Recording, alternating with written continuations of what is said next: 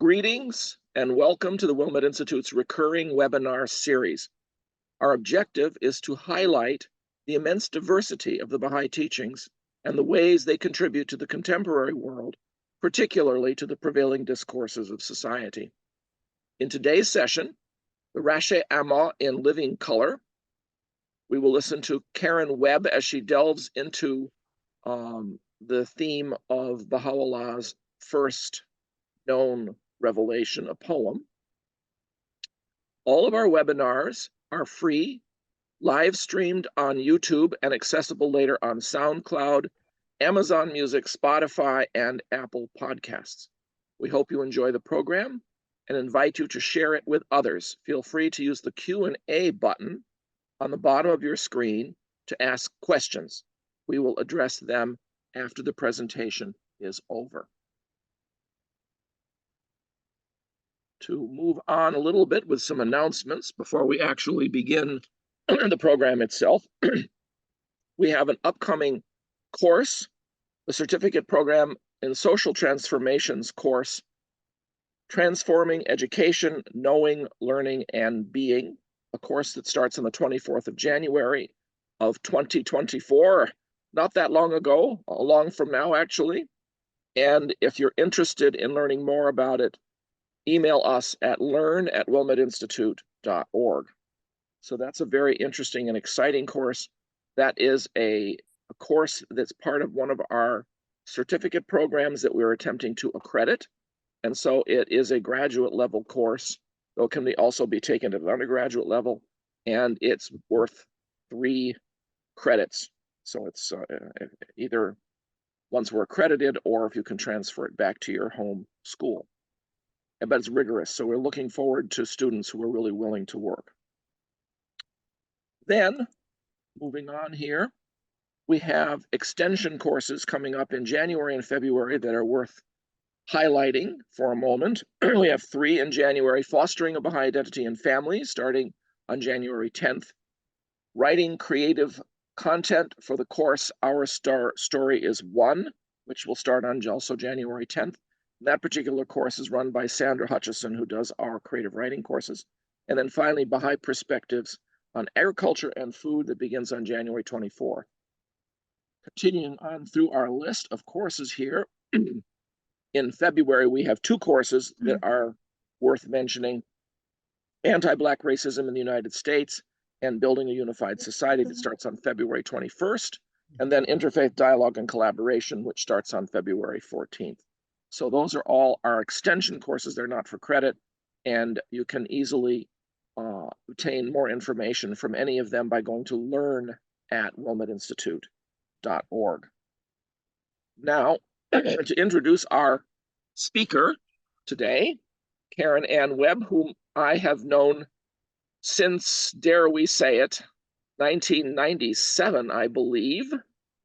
But my wife and she knew each other even farther back in time. We won't talk about the fact that it was in the Bábí era or anything like that, but it was a while ago when they were both at the undergraduate level and living in the same area of the country.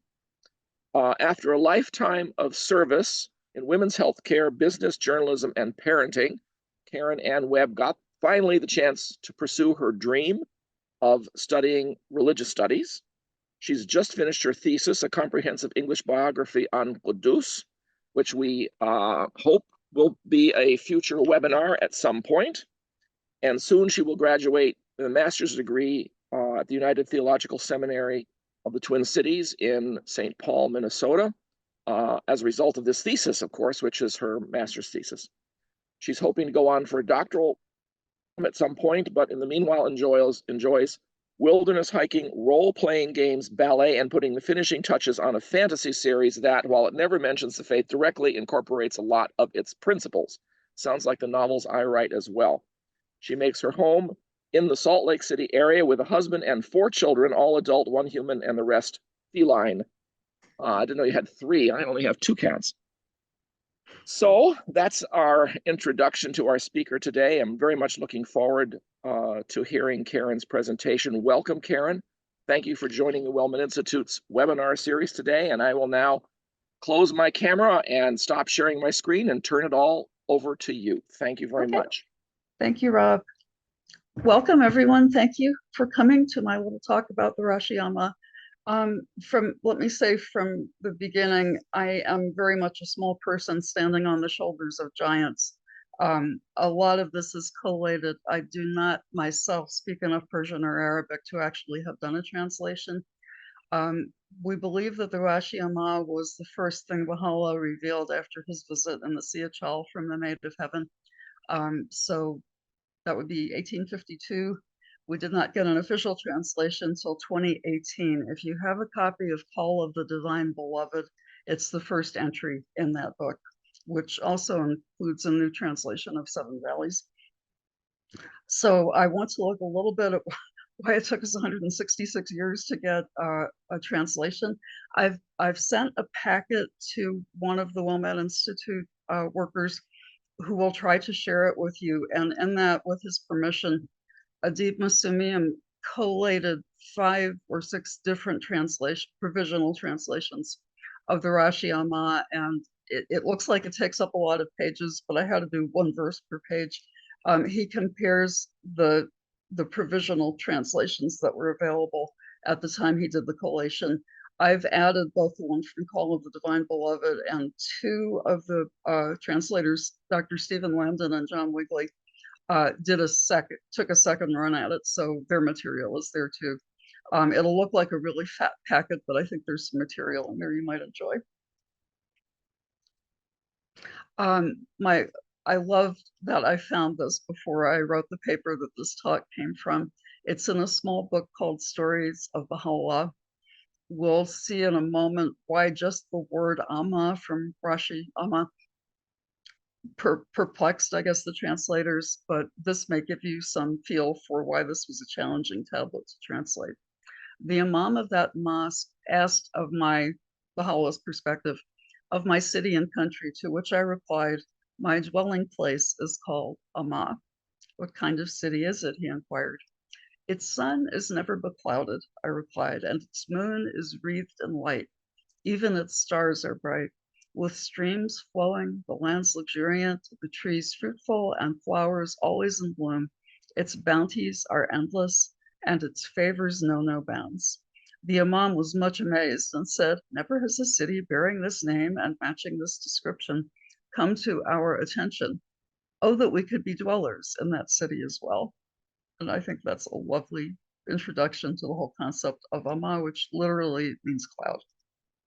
I was introduced to this tablet, in 1997 at a Wilmette Institute course. And at that point, it had no official translation. This is what Taherzadeh has to say about it in Revelation of Bahá'u'lláh. Although consisting of only 19 lines, this poem in itself constitutes a mighty book. Within it are contained the potentialities, the character, the power, and the glory of 40 years of divine revelation to come. In language supremely beautiful and soul-stirring, he attributes these energies to himself. His choice of words and the beauty, power, depth, and mystery of this poem, and indeed of others which were revealed later, are such that they may well prove impossible to translate. But some people have tried. My engagement with this particular perspective was I just wanted to know what it said. It sounded so fascinating because Dr. David Rue, from whom I had heard the lecture when he was lecturing about this, had said essentially it contains within about 20 couplets the entirety of Baha'u'llah's revelation. And we had some Persian Baha'is in our community, one of whom had memorized it in its original language. And to show you how challenging an ask this was to translate it, she recited it for us, but she literally had to stop every 2 or 3 words to say, okay, well, it says the breeze, but the breeze that he's referring to is this beautiful, cool breeze that blows across the plateaus of the high desert. So it took us probably 20 minutes to get through all of this 20-couplet poem. And I kept bugging people. So when I saw there were provisional translations, I was thrilled. One thing Shirok Manjezeb had indicated was probably it did not get written down in the Siyah-Chal. It was composed, but the conditions in the Siyah-Chal were so horrible. Dr. Manjezeb had said probably Baha'u'llah could barely walk, let alone lift a pen and write anything down at the time he was released. So this is some of the perspective of Bahia Khanum, but it's in Dr. Ru's book, Robe of Light. The prison experience had brought Janabi Baha to the very brink of survival itself. He was ill and emaciated, and now he must recover before the imminent midwinter odyssey. Moreover, from luxury to poverty, from great estates to empty-handedness, had been the life change wrought during the 4 months of his imprisonment. For Mirza Hussein Ali, virtually an invalid, there was a warm refuge in the home of his half-brother. And the half-brother was married to a cousin of his called Mariam, who also cared for him and was given the title the Crimson Leaf and had tablets revealed in her honor. So the text is one issue. I did this silly graphic to say why probably it didn't get written down in the Siyah-Chal, because this was not the Siyah-Chal Hilton where they provided you with pens and stationery. So this gets us into the idea of re-revelation. Late in, if you've read Epistle to the Son of the Wolf, quite a bit of that material is re-revealed from tablets Baha'u'llah had revealed much earlier in his revelation. This is again from Taherzadeh. Every quotation one finds in the Epistle to the Son of the Wolf was re-revealed by Baha'u'llah at that time. This is one of the evidences of the power of God, that his mouthpiece can utter the same words which had been revealed to him some years before. Baha'u'llah says that when he needed to know something or see something, a tablet like entity appeared before his face, and it was like he was reading from the tablet. So since they didn't have, computers and Google and Outlook Express back then, when he was dictating, instead of having his scribes go through 19,000 tablets, he would just reveal pieces that he needed to refer to. So that gets us into the idea of re-revelation. Since he was not able to write Ras hḥ-i-ʻAmá down in the Siyah-Chal, the actual writing came later. The research department at the House of Justice tells us we have 18 different versions of the Ras hḥ-i-ʻAmá to work from.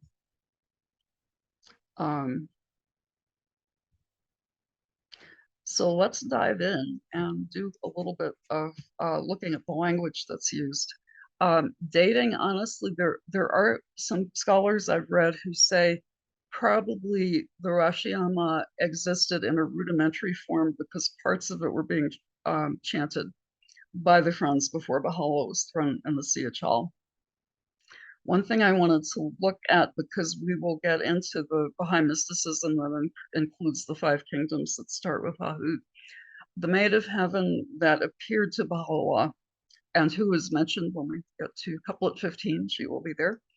In English, it comes out Maid of Heaven, but in Persian or Arabic, she's Hori Hahuti, which is like, wow, if you've studied some of the stuff about Baha'i mysticism, Hahut is like the ultimate kingdom. Only God abides there, and he's so solely there that even his attributes don't manifest from this level of heaven. So she will appear, and the idea of the different kingdoms will be important when we get into the actual language of the tablet. So this is probably a review for a lot of you. But of these 5 kingdoms, Hahut is where the unmanifested essence of God resides. Again, not even his attributes emanate from here. Lahut is sometimes called the heavenly court. That's where the throne of God resides and where he can mingle with holy people like the manifestations. Jabarut is the heaven of the manifestations. The mother book resides there. Malakut is the realm of angels and human souls who have passed on. There's another level called Terkalia that kind of exists between Malakut and Nasut. Nasut is the material world. I left a link in here. The Wikipedia page on Baha'i cosmology has a very nice, not long, but very nice look at these 5 worlds and what they represent. In the Tablet of All Food, Baha'u'llah discusses each one briefly and assigns to each one a color. So that's, if you like to mull over mystical things, you might want to look at that. Okay, to get into the idea of why this was such a challenging tablet to translate, let's just talk about the word ʻAmá for a few minutes. The simple definition of it is a cloud. So when the different provisional translators went to translate it, many of them took the words Ras hḥ-i-ʻAmá and tried to just translate that phrase. But it has a lot more meanings than just cloud. It's a very special kind of cloud. In Hadith, I thought this was very interesting. Waqi bin Hadus narrated that his paternal uncle Abu Razin said, I said, speaking to Muhammad, I said, O Messenger of Allah, where was our Lord before he created his creation? Muhammad said, he was above the clouds, also translated as in a cloud, below which was air, and above which was air and water. Then he created his throne above the water. So if you are familiar with Genesis and the Hebrew Bible, that's an image not dissimilar to the idea of the firmament and the waters above and the waters below. I got from Dr. Lambden the information that the cloud, I'll just read what I took down of what he had to say. The cloud, which is ʻAmá, has multiple interpretations in Islamic esotericism and within the universe of Bábí Bahá'í primary sources. Sometimes it's subtle, delicate, hardly real at all. Then at other times, for other Islamic thinkers and for the Bab, it can be a dense phenomenon capable of veiling or hiding. If we look at the cloud in which or on which God was sitting as a dense and compacted reality, is it possible that could be describing what's called the elam, the kind of infinitely massive point from which the Big Bang occurred? And I think that possible juxtaposition of science and mysticism is really interesting. Could that be where the Big Bang came from? Dr. Montezeb, in his version of his provisional translation, just stuck with the hidden and unknowable essence of God. We actually have a comment from Abdu'l-Baha and Call of the Divine Beloved. He says, ʻAmá is defined as an extremely thin and subtle cloud, seen and then not seen. For shouldst thou gaze with the utmost care, thou wouldst discern something, but as soon as thou dost look again, it ceaseth to be seen. For this reason, in the usage of mystics who seek after truth, ʻAmá signifieth the universal reality without individuations as such. This is the station of the hidden treasure mentioned in the Hadith of the hidden treasure. The divine attributes, therefore, are individuations that exist in the essence but are not differentiated therefrom. They are seen and then not seen. This, in brief, is what is meant by ʻAmá. Another interpretation or shade of meaning with ʻAmá is blindness, that we would, for instance, not see God where he resides in Hahut. But it could also be the sense of blindness that might obscure people with maybe a lot of preconceptions about what the promised one's going to look like. It could be that blindness that obscures their sight so that they cannot see that the promised one has come. If we look at clouds in any kind of prophetic imagery, for instance, Jesus descending upon the clouds, there are similar images like the heavens are cleft asunder, also in the Quran. If we look at clouds in prophetic imagery, often they also are a kind of blindness where the clouds are man's preconception about what the promised day or the promised one might look like. So that's another shade of meaning. I also, from Dr. Lambden, Joseph, if you remember the story of Joseph and his brothers, when Joseph gets sucked into the well because his other brothers are trying to get rid of him, he said actually Joseph getting thrown in the well could be Amma, in the sense of it not being a pit, but a divine initiation into what Joseph will then become as a prophet and holy man later in his life. So, and I wish I were able to take questions, but I can't see you or if your hands are up. So we will take questions at the end. Anyway, so this might give you some intimation of why this took 166 years to get an official translation of. Essentially, the message of this 20-ish couplet poem is rejoice, the promised one has come and he brings with him the promised day. So it's a sense of all this revelation being kind of poured into Baha'u'llah's head. And it's why if there are 18 re-revelations of this, I'm not that excited about whether we might be getting inaccurate ideas about the poem, because really that's what it says, and it's the way that it says it that is of interest to us. In Call of the Divine Beloved, let me talk a little bit about why this is a poem or a qasida. This is a little bit different than we think of as a poem in English, and one of the things that the translators for Call of the Divine Beloved did was to keep the poetic structure of the way the Ras hḥ-i-ʻAmá was written. So what I've tried to do here, the top line, which is in Persian, is the first line of the poem. If you have any facility with the Arabic alphabet, what we're looking at in terms of the rhyme scheme is the stuff that's in white. At the end of each stanza, there will be a word that ends with the vowel ah, and then the word mirazat, which means raining down.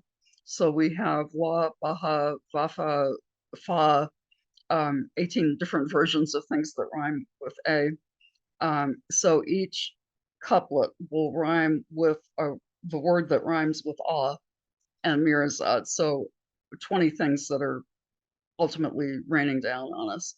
I went through and actually counted out the metrical feet of the poem as translated in Call of the Divine Beloved, and it's technically iambic octameter. It has 8 metrical feet per line.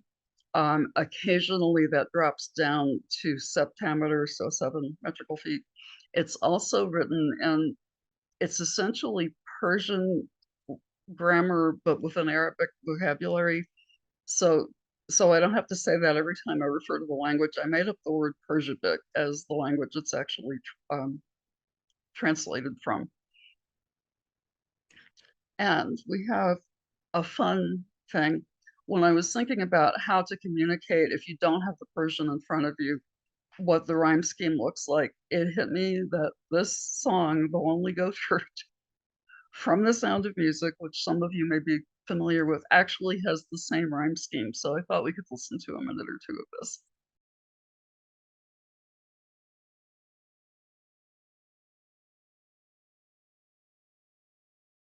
There we go.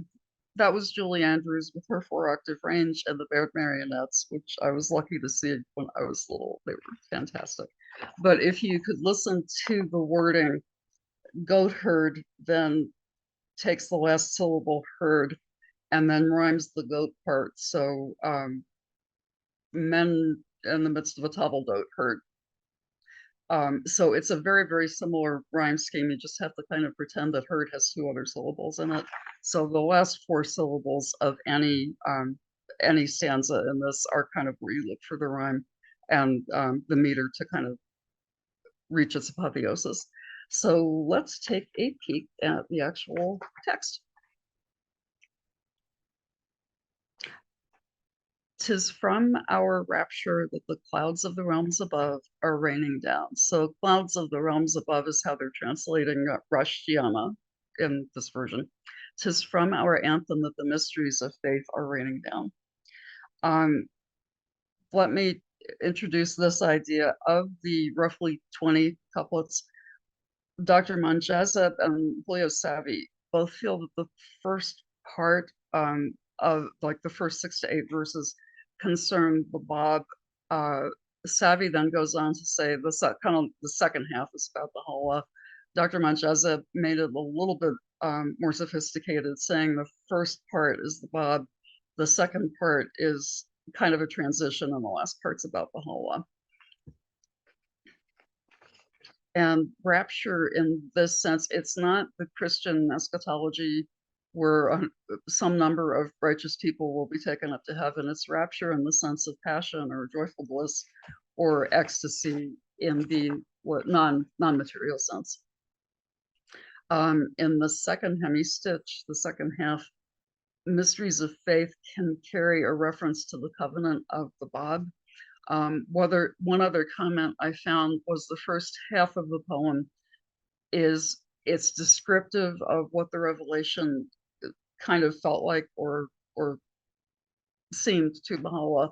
The second half is more of an invitation to investigate the revelation, and saying there are a lot of command words like behold or hear that we'll get to. So that's another way of maybe looking at the different parts of what's not really a very long poem. It's for its length, it's extremely sophisticated. The second verse is, upon the eastern wind, Cathay's China, Cathay's entrancing musk doth waft, this sweetly scented breeze from our curling locks is raining down. What's interesting about this is in Baha'u'llah's time, China or Cathay is where the very best musk came from. And in fact, the very best high-end perfumes came from there. So we're looking at a very kind of scent-related image here that's engaging the scent of scent. The sweetly scented breeze from our curling locks is raining down. We will run into a few references to bodily parts like curling locks, face, some more physical references. Kind of interesting if you do comparative mythology, the hair of a god could do all sorts of miraculous things. I think of, if you've read Journey to the West, the Monkey King could like pluck a hair from his head and create an entire army of Monkey King lookalikes. The day star of adornment hath dawned forth above the face of God. Behold that mystic truth which from his countenance is raining down. In the second hemistich here, the word tha, it's the Persian would read blah blah blah blah blah tha mirzad. So the rhyming word is tha. It means fruit, but it's often a self-referent of the Bab.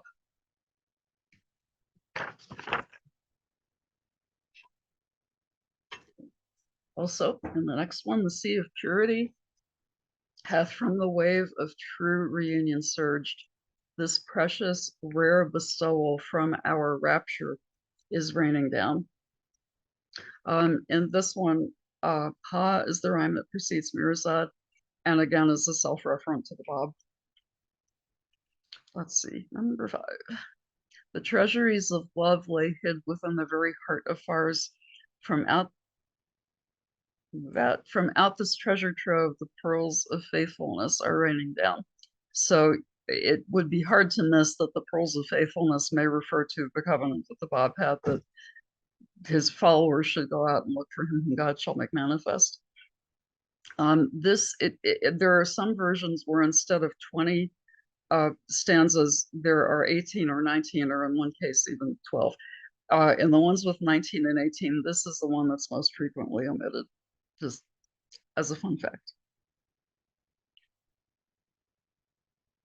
The splendor of the rose doth bring the ecstasy of choicest wine. This subtle music from the ringing tones of lordship is raining down. The ra rhyming syllable, which would be words, ra, mirzad, is part of a phrase that could mean the pillar of the Father God and suggests a supreme Godhead pouring God's revelation through Baha'u'llah. And for Manjazeb, this is where the transitional phrases start. This is where we're transitioning from material about the Bab to material about Baha'u'llah.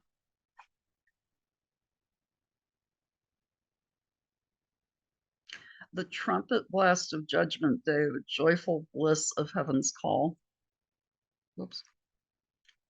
Sorry, I'm trying to move the little screen that has my face in it around so I can read the whole stanza. There we go. The trumpet blast of judgment day, the joyful bliss of heaven's call, both at a single breath are from the firmament now raining down. Now, what's interesting, why I went over Hahut, Lahut, Jabarut, and so forth, heaven here is Lahut, so the heavenly port.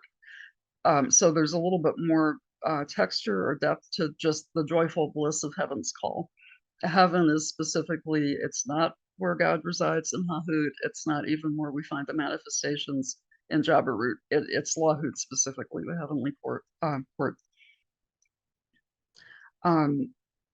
But one other possibility of both at a single breath, is it possible this is my speculation only, that this is a referent to both the Báb and Baha'u'llah's twin manifestations.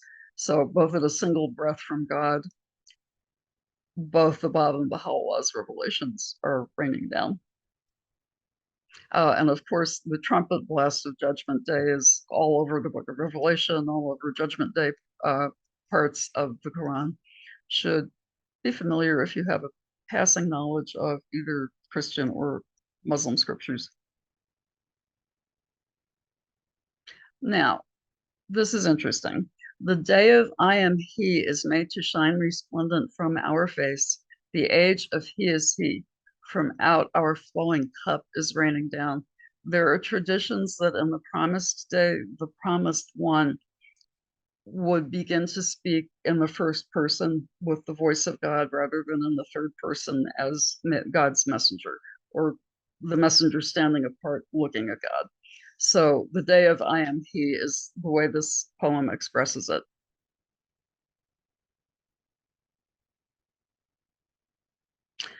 From out the fountain of our heart hath God's celestial river flowed. This cup of honeyed nectar from our ruby lips is raining down.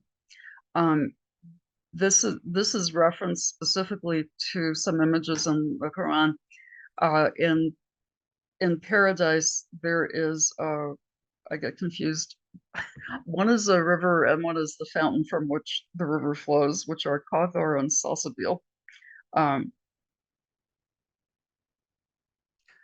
Okay, so I have my notes. Salsabil is the spring, Kawthar is the river, and in paradise related stuff in the Quran and the Muslim tradition, the last thing you have to do at the judgment to get into paradise is cross the Sirat or Chinvat bridge, which spans a chasm and is shaped like a sword. So if you've led a righteous life, the sword will stay like this, so you're walking across the flat of the blade. If you've led not such a righteous life, it flips up like this. Yep. It flips up like this, so you have to walk along the edge of the blade.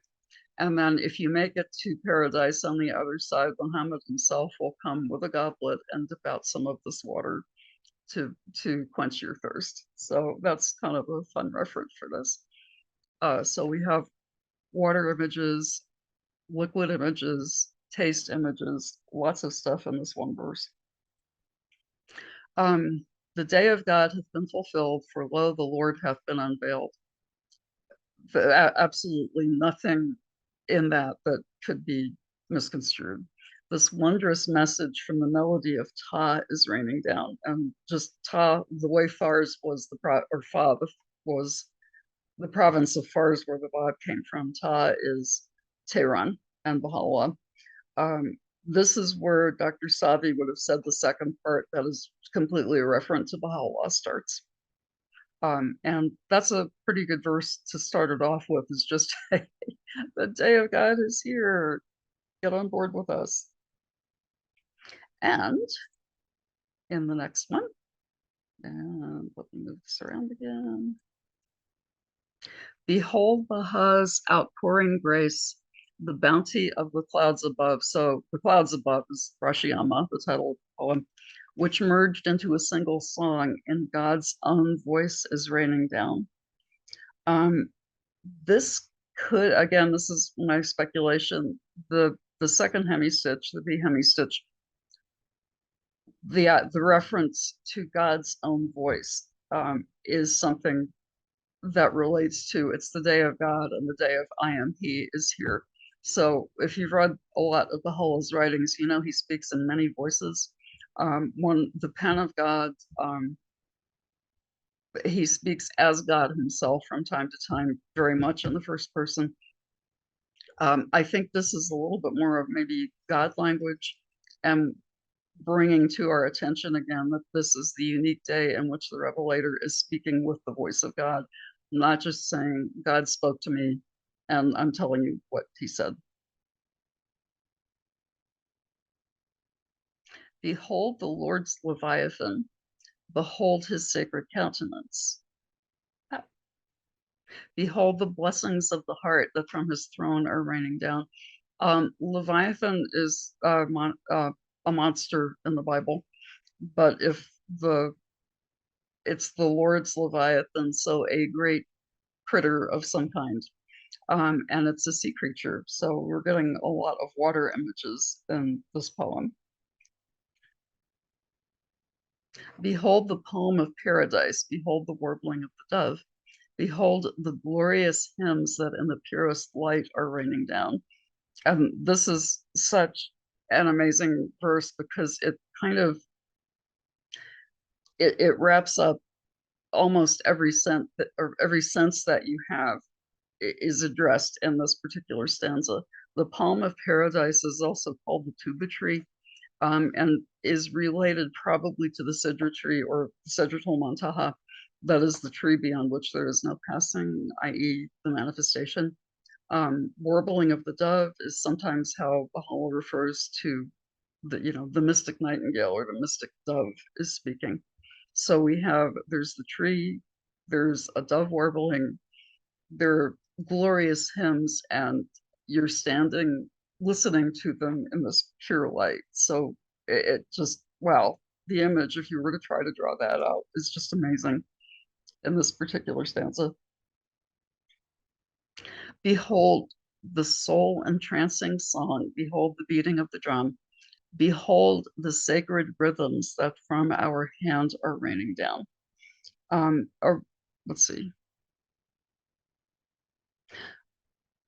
In the text, if you open the packet that I'm hoping has been sent to you by now, in the translation table, Iraq and the Hijaz are identified. If you look at the original language for where the song is coming from and where the drum is being beaten from, is the area from which Muhammad came. The sacred rhythms, again, if you look at the original language, it refers specifically to Lahut, so the heavenly court, the realm right below Hahut, where God resides. Dr. Manjezeb's idea was that the A hemistich is saying the sound made by the Bab, who was a Sayyid, hence Hijaz, was now being heard from a new quarter. So we have the revelation of God come from Muhammad and the Hijaz because the Bab was a Sayyid, it continues with him, but he's from Persia, and now it's being continued from yet another quarter from Tehran. Iraq is where Baha'u'llah was on his way to shortly after this poem was revealed, but would he as yet have known about the order exiling him or where he would choose to go? Would he have known? Maybe he did. So again, lots of stuff to speculate about in this one. Behold the countenance divine, behold the maid of paradise. The hoary Hahuti is here again. Behold the grace upon the world from our own presence raining down. So we have the Huri Hahuti. And in this, again, looking at the original language, and you honestly, to look at this packet, you won't have to have a whole lot of background in Persian or Arabic, because Adib, when he put it together, he gave the Persiabic, he gave the transliteration, and then he gave the English for everything. So you can easily look and see like and things like that when you look at this translation table. So here's the Huri Hahuti.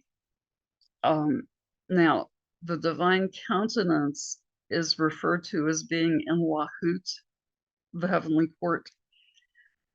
And behold, the grace upon the world from our own presence raining down is Nasut, the material world. So here is one stanza in which we've included Hahut, Lahut, and Nasut, and that seems like a very maybe poetic or economical way to say heaven and earth and everything in between.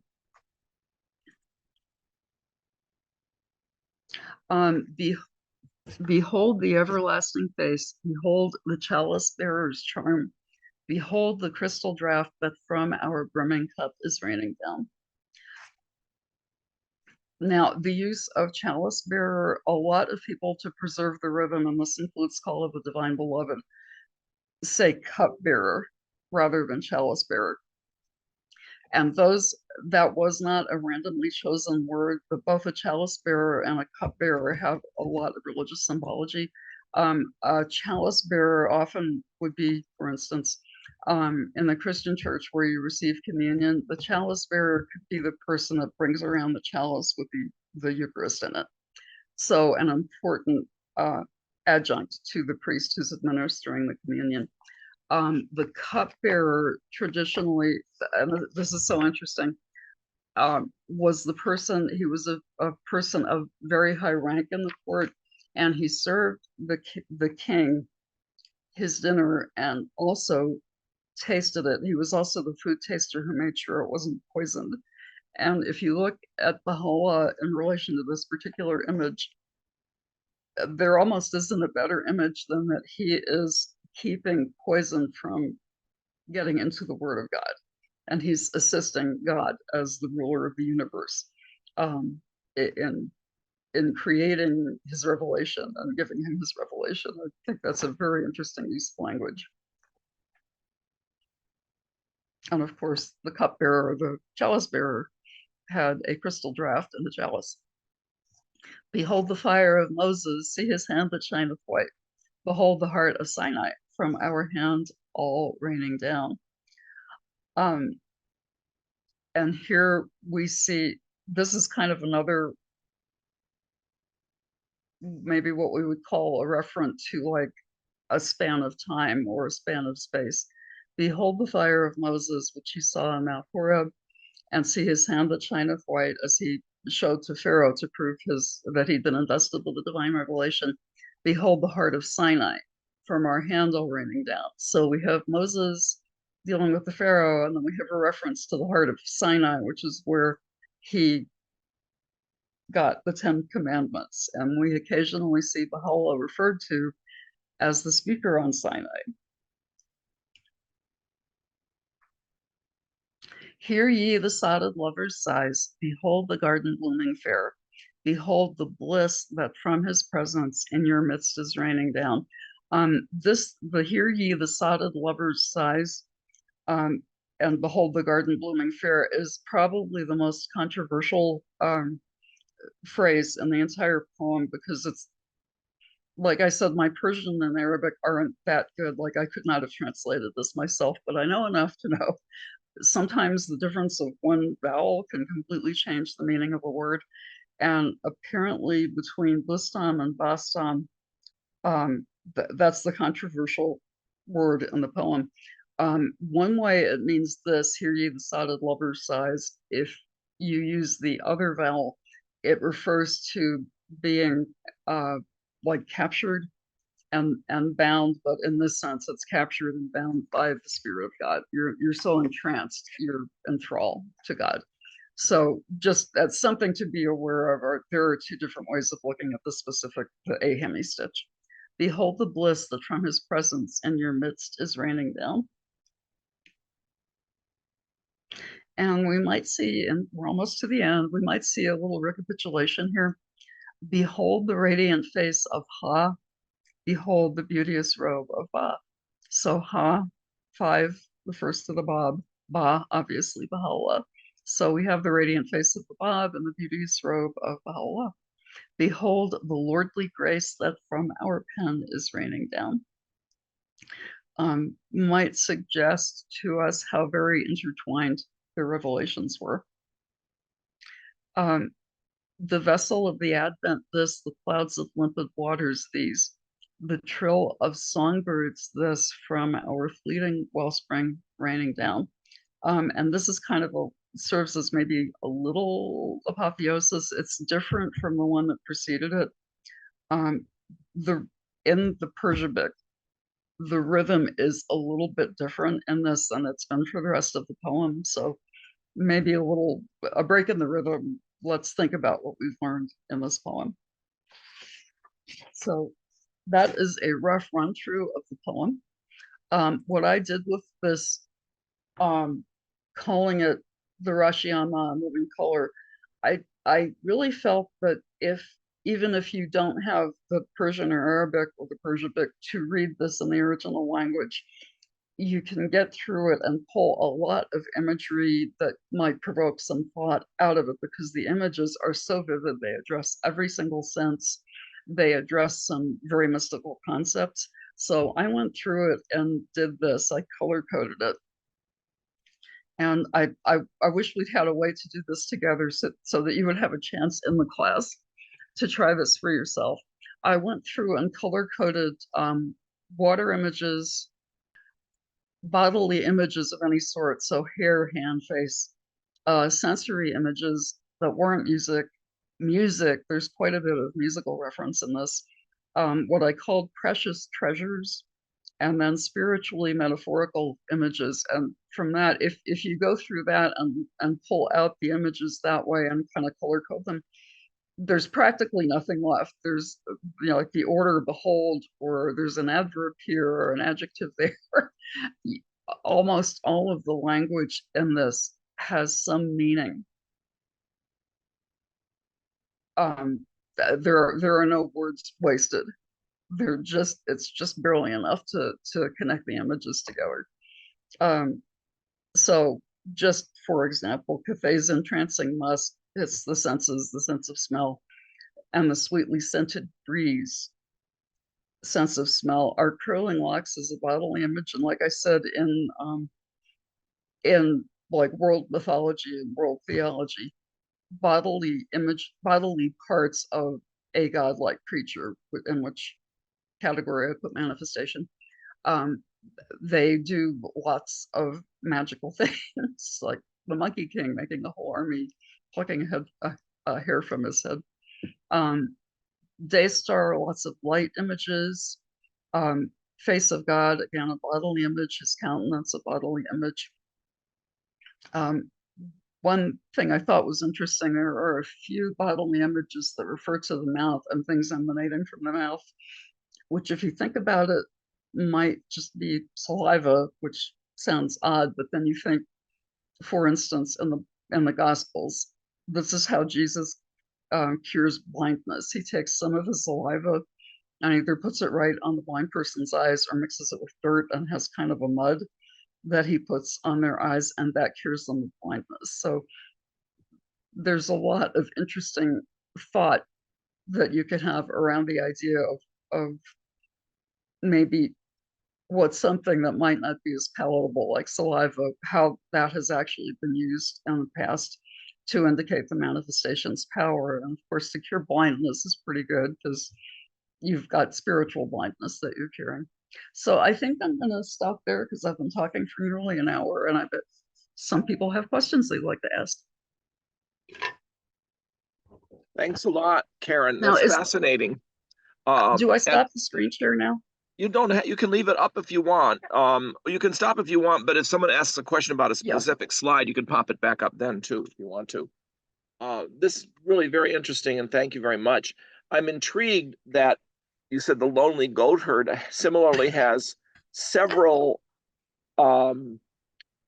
syllables at the end that are a block that rhyme, because that's unusual in English. And indeed, in Persian, mirizat, of course, is a verb.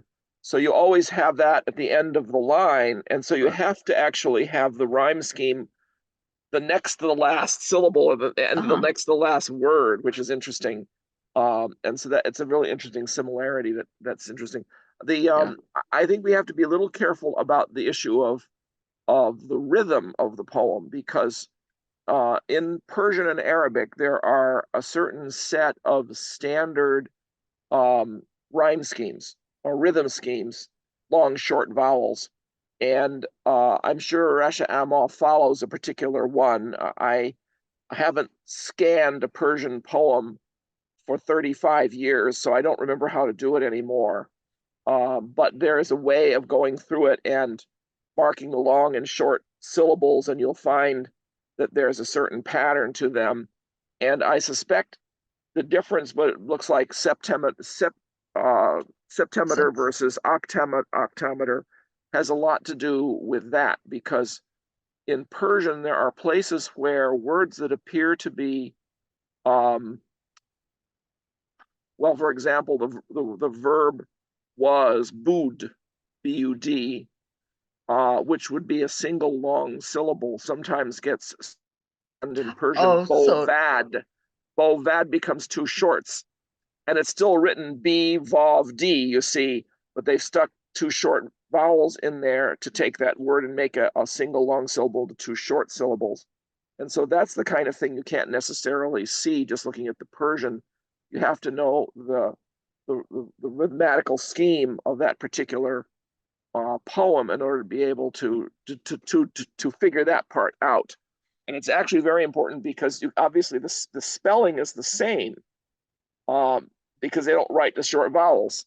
But if you scan the thing and you can figure out where the short vowels are, then you can actually do the whole thing correctly. And that's always a trick for reading any poem out loud in Persian. But that's, I think, in some ways not a terribly serious question anyway.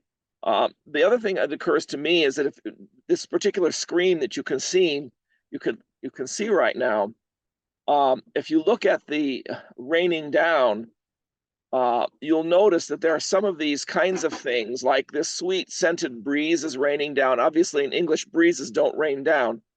The translators had to make a decision what to do with mirizad at the end of every line, and they decided to preserve it as raining down. Are raining down is raining down. But in other translations of the poem, the translators changed the verb to make it work in English. And that's kind of interesting to see as well. So I thought I'd mention that for people. And we do have some things in the chat, and I would suggest if anybody has anything in the chat, they may want to, most people I think are aware of the fact they should use the Q&A, and looks like the comments are not something we have to worry about, but we have put in the chat feature that packet that you mentioned. So people can go grab the packet anytime they can go to the chat, and we'll be able to look at this packet that you referred to. Now, turning to the Q&A, one person asks, this minor point, is the form of the poem a ghazal? And I don't know that either you nor I know the answer to that question. What I have is it's a Persian qasida, Q-A-S-I-D-A, okay. a polythematic mono-rhyme poem. Okay, yeah, it's a qasida, not a ghazal. All right, that was for graduate credit. Right. Thanks for that. That is a different kind of rhyme scheme than a than a ghazal. Than a ghazal, yeah. There's various types of these poems. I don't see any other questions right now, but I suspect we'll get some soon enough. What prompted you to tackle the Ras hḥ-i-ʻAmá? Oh, I just, well, way back when we did the first, I'll garble the name, Spiritual Foundations for Global Society. So civilization. When Dr. Vu lectured, he mentioned the Ras hḥ-i-ʻAmá specifically, and I think I was so entranced by the idea that, well, it was probably in the Siyah-Chal after the visit of the Maid of Heaven, and then in somewhere between 12 and 20 couplets, Baha'u'llah describes the entirety of 40 years of revelation.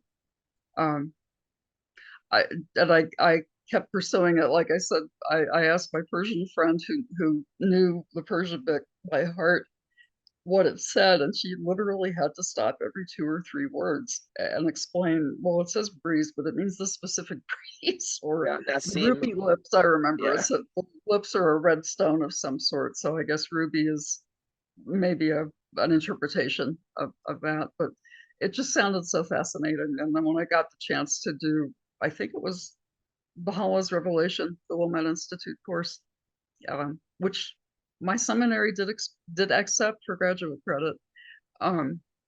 If any of you are looking to go on for a higher degree, it just seemed like the perfect time to try to explore it a little bit. And we had called it the Divine Beloved at that point. So I had some scholars have agreed upon this translation. I know there are people that don't agree with some of the way it was translated, but above my pay grade.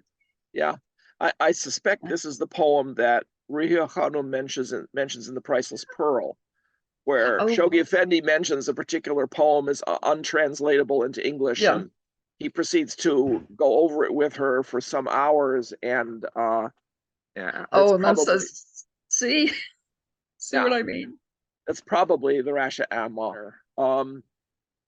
So that's interesting, and it's probably worth mentioning a little more about where you're getting your master's degree.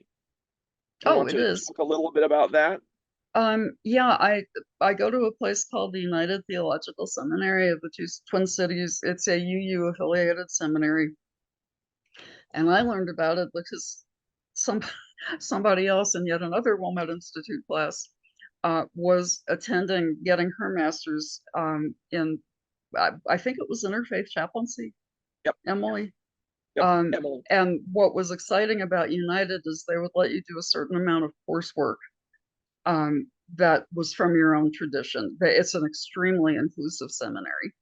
So you can almost write your own program if you can fulfill their requirements for graduation with, I think it's up to 6 courses from your own tradition.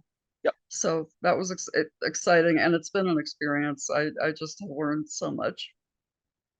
Yeah, and we're delighted the Wilmette Institute was able to support you and earlier support Emily, and also since then Melanie also has gone there. So there have now been 3 Baha'is who've studied at United Theological Seminary of the Twin Cities, and we could have had a Baha'i club if we weren't so busy.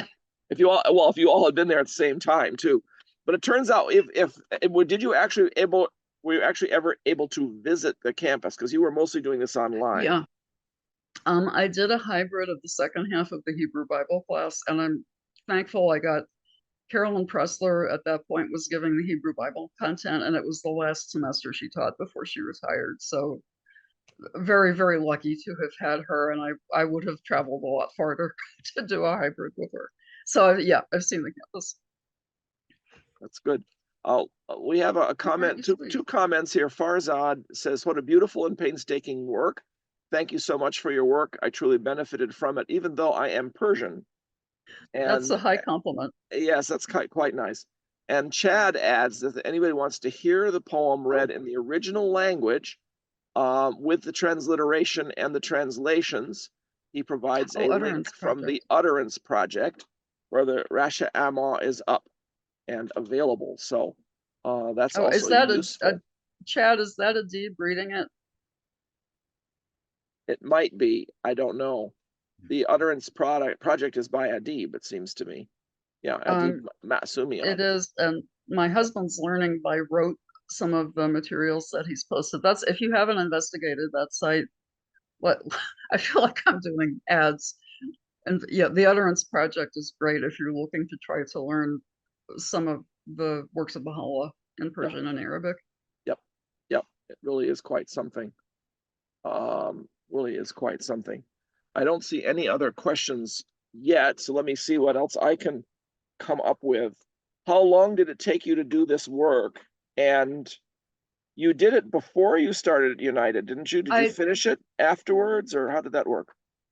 I finished it Well, I did a kind of, there were two versions of it. There was the paper that I did for Baha'u'llah's Revelation, that for that class, and then I proposed it to Association for Baha'i Studies.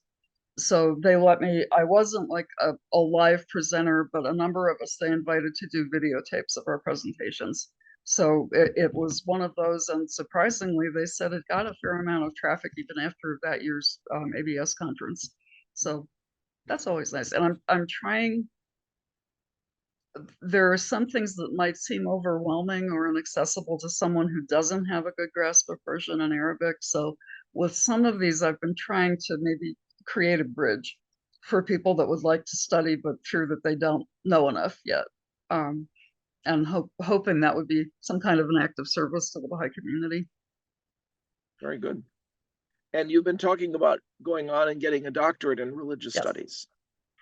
What are your thoughts about that? At this point, I would probably have to, but one thing that's nice about United is it's set up to do distance learning.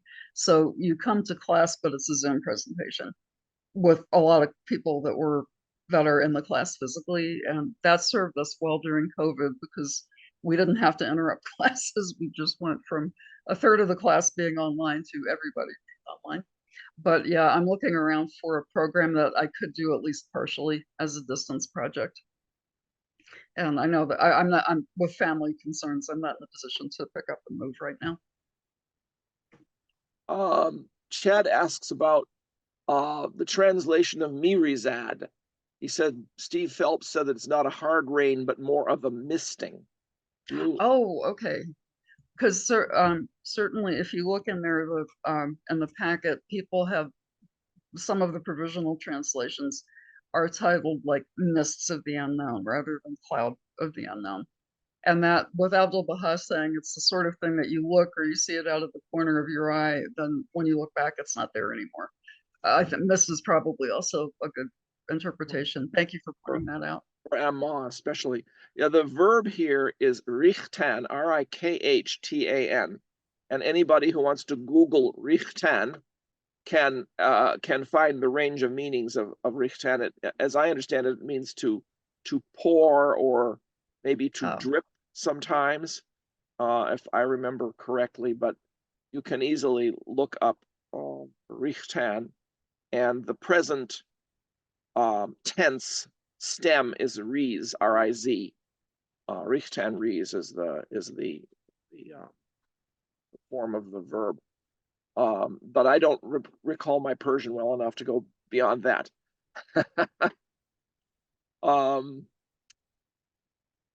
Have you another project? Well, you mentioned the Qudus project, I suppose, but other than that, have you thought about doing other particular areas of research like this? I really like textual research, and I'm hoping to get my Arabic good enough that I can at least maybe not formally translate for anybody but myself, but so I can formally read both the Quran and the Arabic writings of Baha'u'llah.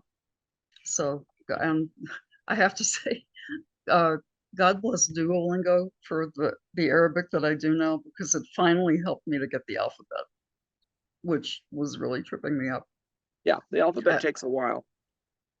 We were on pilgrimage in 2019, and for some reason, seeing both Hebrew and Arabic written out, it was like the penny finally dropped, and it made sense how you would pick out a line of squiggles.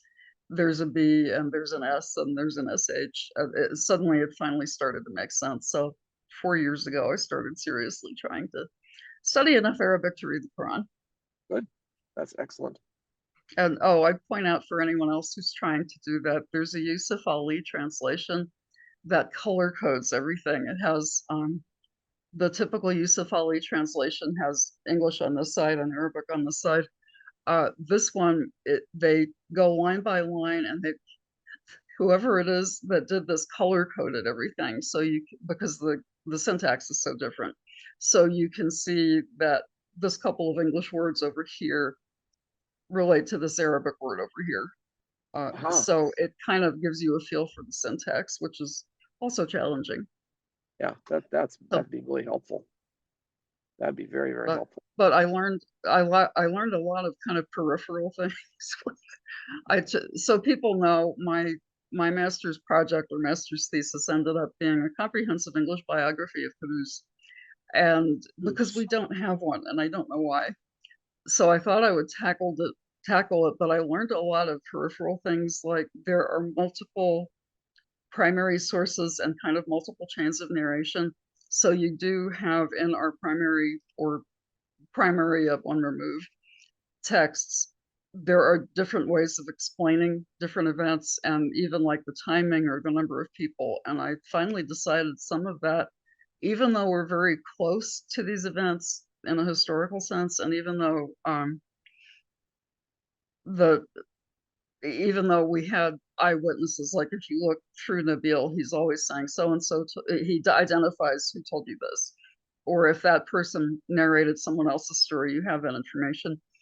But there's still an element of what I think I ended up calling sacred history, in that, for instance, surrounding the siege of the fort of Sheikh Tabarsi, we have what were probably the factual numbers, but we also have